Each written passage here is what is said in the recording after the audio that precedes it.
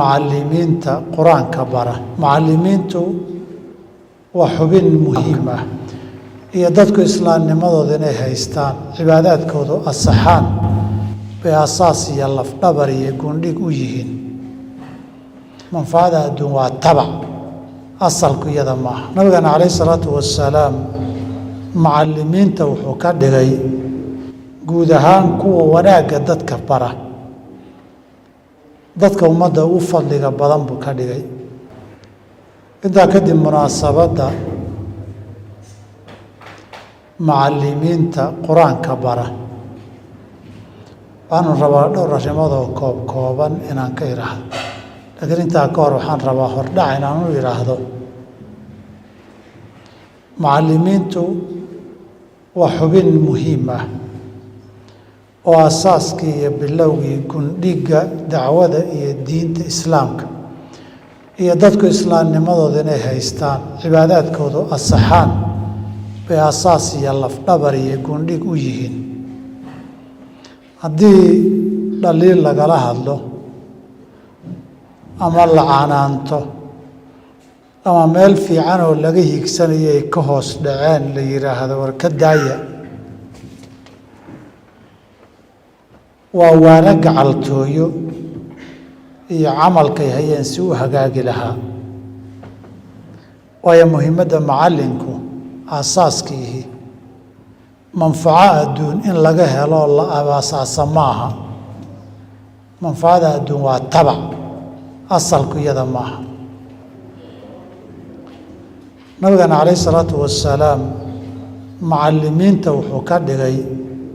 guud ahaan kuwa wanaagga dadka bara dadka ummadda u fadliga badan buu ka dhigay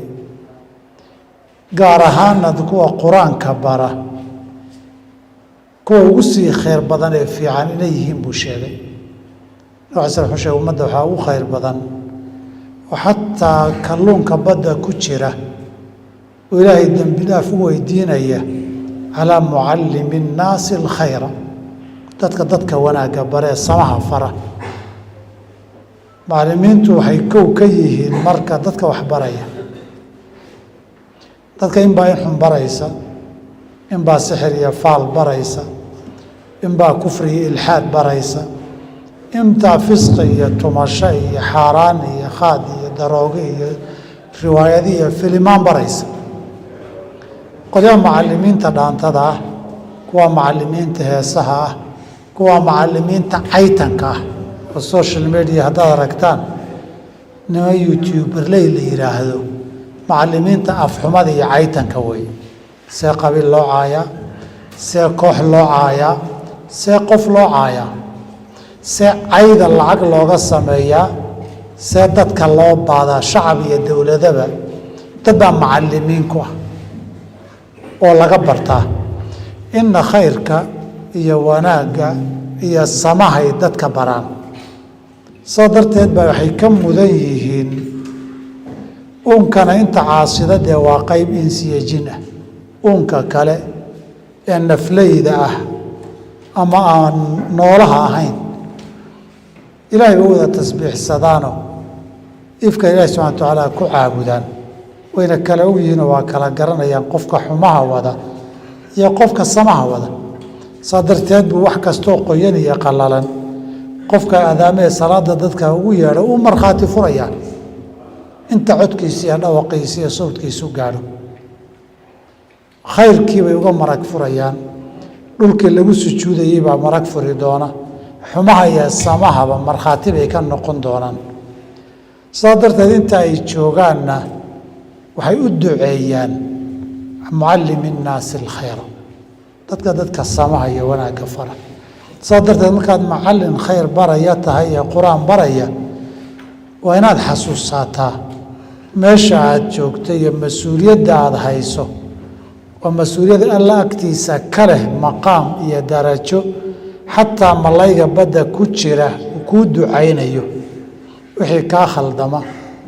wixii kaa hoos baxay aadan kas ahayn adoo dadaalayana dembi dhaaf ilaahay kuu weydiinayo xasuusnow booskaasaad joogtaa inaad si fiican u haysatana waad u baahan tahay kollaba waad fadhidaa waqtigii baad gelinaysaa saacadahaagii oo dhan buu qaadanayaa adoo meeshii ku jira bay adduun iyo aakhiraba tahay adduunkiina ujraad qaadanaysaa baahidaadii noloshii adduunkaad ku dabaraysaa shaqadaad haysana intaa way ka fog tahayo rabbiga ku taalacanaya iyo uunkiisii oo markhaati ah baa uunkiisii ilaahay dembi dhaaf kuu weydiinayaan ilaahu waafaji ilaah wixii ka khaldamay ka dhaaf inaad boos kaa joogto inaad xasuusnaato wey